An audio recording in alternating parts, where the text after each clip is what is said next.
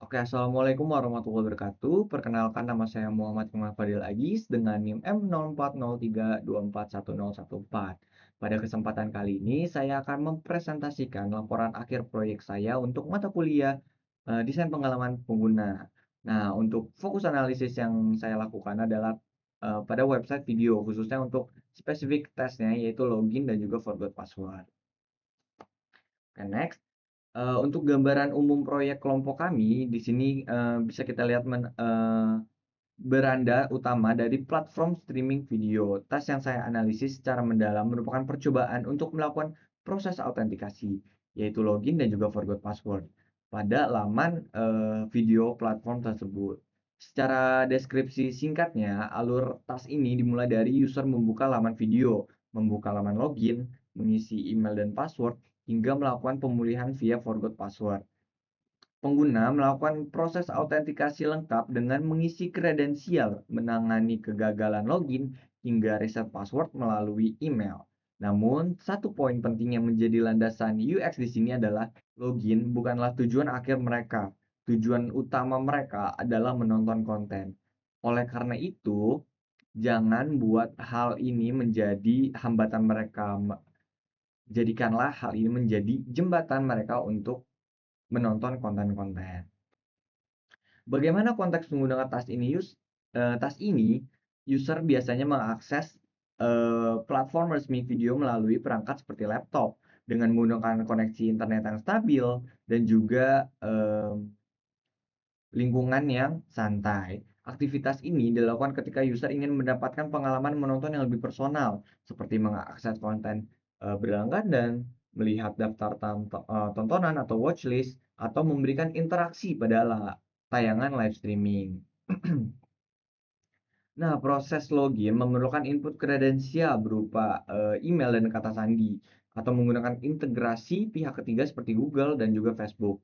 Aktivitas ini biasanya terjadi di lingkungan yang santai, yang tadi saya jelaskan, seperti rumah atau juga tempat umum, di mana kenyamanan dan juga kecepatan, proses autentikasi menjadi hal yang krusial bagi user. Sebagai pembanding atau referensi produk, merupakan ini, referensi dan juga pembanding dari produk yang saya analisis, yaitu video, Netflix dan juga iQIYI. Kita bisa lihat, bahwa platform Netflix dan juga iQIYI memiliki UI yang lebih baik dibanding, mmm, video. Siapa saja sih, target user dari platform video ini? Untuk target utamanya dibagi menjadi 4 kategori, yaitu pengguna umum, pencinta olahraga, pelanggan premium, dan juga pecinta drama. Mereka semua membutuhkan akses yang cepat, aman, dan juga personal ke berbagai konten hiburan digital. Nah, dalam pengembangan proyek ini terdapat 3 kelompok stakeholder yang terlibat, yaitu end user, product team, dan juga developer team. Di mana end user sendiri merupakan pengguna platform video seperti mahasiswa atau juga pekerja yang berinteraksi langsung dengan antarmuka login dan pemulihan akun saat ingin menonton konten. Nah, untuk produk tim sendiri yaitu pihak yang bertanggung jawab ya untuk merancang alur pengguna atau UX, menentukan strategi produk, serta memastikan alur autentikasi berjalan lancar untuk menekan angka user drop off. Nah, untuk developer tim sendiri merupakan tim teknis yang bertugas mengimplementasikan desain antarmuka, menyajikan kode program, serta menangani logika sistem. Nah, untuk tujuan utamanya yaitu efisiensi akses, meminimalkan jumlah interaksi pengguna untuk masuk dan mereset kata sandi mereka secara lebih instan. Nah, yang kedua itu kejelasan UI di mana seharusnya, memberikan instruksi pemecahan masalah yang lebih eksplisit saat user, salah menginput kredensial yang masuk. Nah, yang ketiga yaitu rasa aman, yaitu meyakinkan user bahwa akun mereka tuh terlindungi dengan baik saat proses, pemulihan akun dan juga, pokoknya saat sandi dikerjakan. Di mana usability dan UX goals yang ingin dicapai mencakup learnability, efisiensi, clarity, dan juga trust. Nah, untuk metodenya, metode wawancara kami menggunakan 2 pendekatan. yaitu metode wawancara berupa semi-structured interview. Metode ini dipilih karena fleksibel untuk menggali kendala, mengingat kredensial, keresahan psikologis, dan juga ekspektasi alur masuk pengguna. Nah, untuk yang kedua itu test based usability testing, melakukan pengujian dengan memberikan tugas spesifik kepada pengguna untuk mengevaluasi kemudahan platform. User diminta untuk melakukan proses login dan pemulihan akun secara mandiri tanpa bantuan, menangani pesan error serta memahami alur verifikasi. Nah, masalah utamanya yaitu hierarki tombol yang lemah, di mana penempatan navigasi menu masuk awal kurang kontras sehingga rentan terlewat. Yang kedua itu eh, minim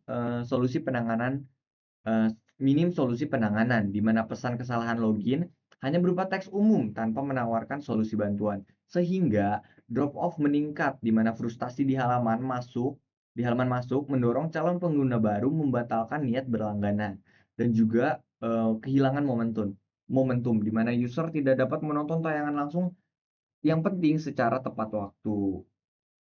Nah, data-data ini didokumentasikan ke dalam empathy map yang mencangkup aspek hears, sees, sees, says, and does, serta things and feels dari partisipan kami seperti Pak Dedi, Revan, dan juga Davan Aswan.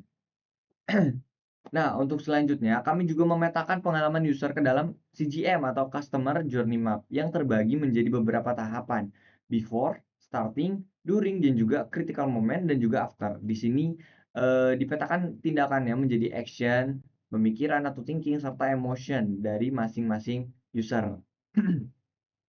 Nah, dari sintesis hasil temuan ini, kami mengklasifikasinya menjadi mental model mismatch, cognitive load tinggi, ambiguitas label, navigasi membingungkan, ketidakjelasan feedback system, dan juga faktor emosional.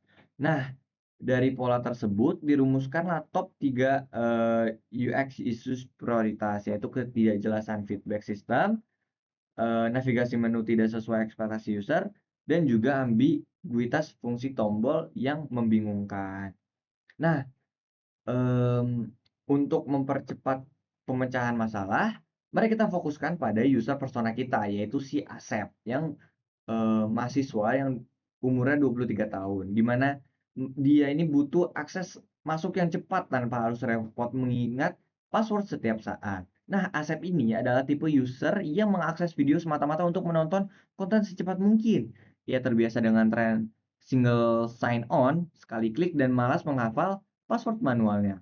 Nah, dalam skenario-nya, ketika Asep terburu-buru ingin mengejar secara langsung pertandingan sepak bola, ia dipaksa login. Karena terburu-buru, ia salah mengetik sandi dan terjebak dalam alur pemulihan akun yang kaku dan juga mengakibatkan email reset password yang lambat atau delay.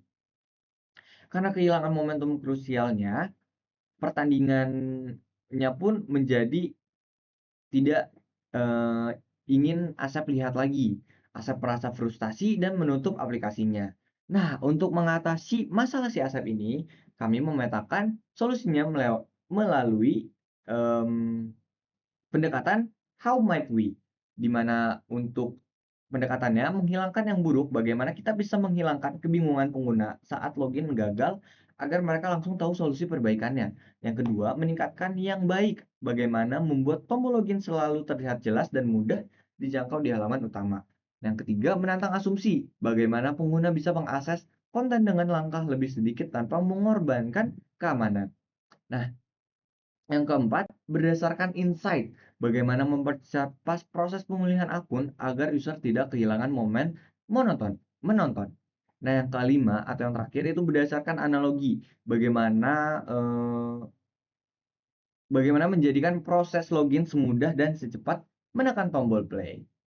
Nah, untuk ideasi, jadi tahap pada brainstorming dan clustering, di mana brainstorming session kami membagi solusinya menjadi 3 klaster ide prioritas melalui berbasis 3 pilar HMW-nya, yaitu visibilitas, autentikasi, dan juga pemulihan. Nah, untuk klaster pertama itu ada navigasi dan visibilitas. Nah, klaster kedua itu penyederhanaan masuk, dan yang klaster ketiga itu aksesibilitas dan keterbacaan.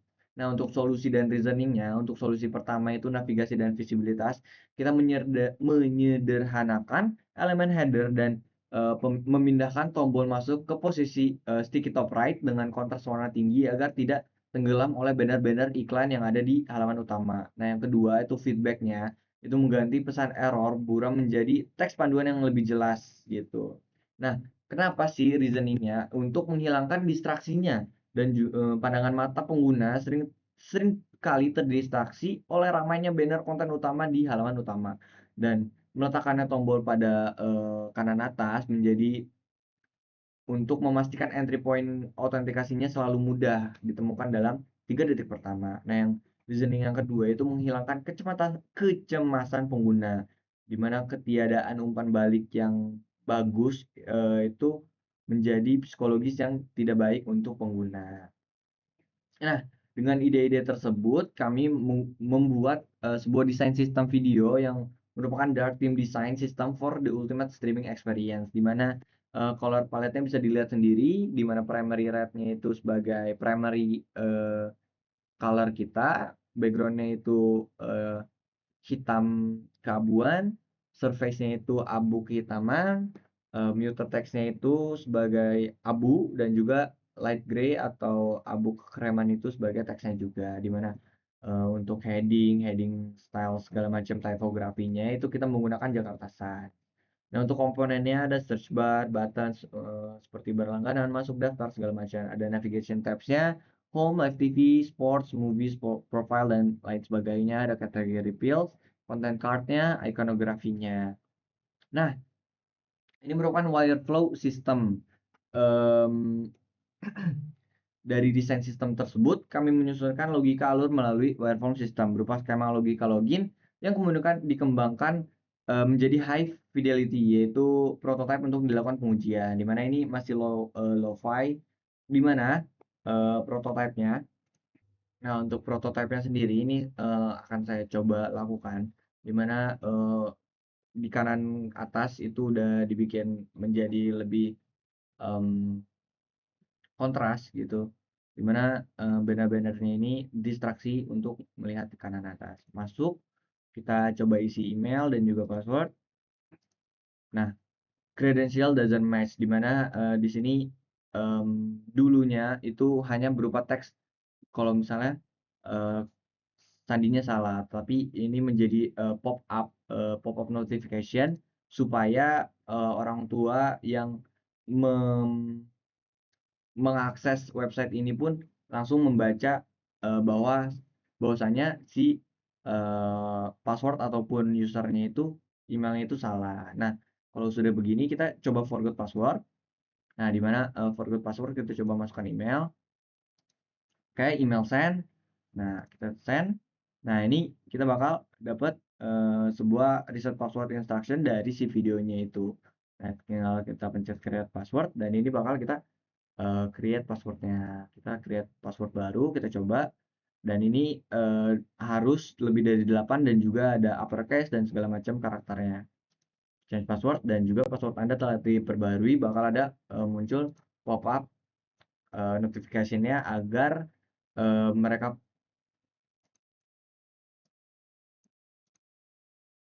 agar orang tua pun tahu kalau misalnya password mereka sudah diperbarui segala macam. Oke, prototype sudah didemokan. Selanjutnya mungkin untuk testingnya sendiri, negatifnya ditemukan bahwa angka kesalahan miskliknya itu cukup tinggi, yaitu mencapai 49,3%. Hal ini menunjukkan bahwa hampir separuh dari total pengguna masih tersasar pada menu navigasi. Dan untuk positifnya, tingkat keberhasilannya atau sukses rate-nya ini mencapai 100%. Dengan seluruh user 5 dari 5 berhasil menuntaskan task, di mana rata-rata durasi penyelesaiannya itu 34,7 detik, di mana pengguna tercepat mampu menyelesaikan di kisaran 24 sampai 25 detik. Kayak sebagai, kesimpulan dari laporan akhir ini, pain points utama dari user persona kita, si Asep berhasil dimitigasi dengan baik, di mana alur masuk dan pemulihan akun kini, jauh lebih ringkas dan kontras tombol terbukti memotong hambatan kognitif pengguna.